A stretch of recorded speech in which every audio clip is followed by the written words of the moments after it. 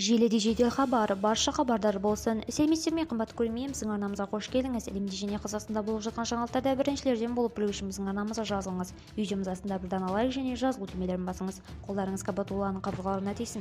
Біз сізге ең жақсын жеткізуді жалғастырамыз. Ендеше біз бастадық.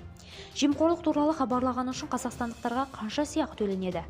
Сыйақы мөлшері 15 қыркүйектен бастап жарамды. Жемқорлық құқық бұзушылық туралы әкімшілік істер бойынша 30-103.500 теңге. Ауыр емес жемқорлық қылмыстық істер бойынша 138.000 теңге. Орташа ауырлықтарды жемқорлық қылмыстар туралы қылмыстық істер бойынша 172.500 теңге.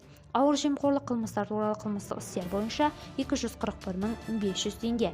Аса ауыр жемқорлық қылмыстық істер бойынша 345.000 теңге. Егер пара соммасы 3.450.000 теңгеден асатын болса, онда хабарлама авторына оның тек 10% ғана, бірақ 4.000 теңгеден артық 13.800.000 теңгеден аспайтын мөлшерде беріледі.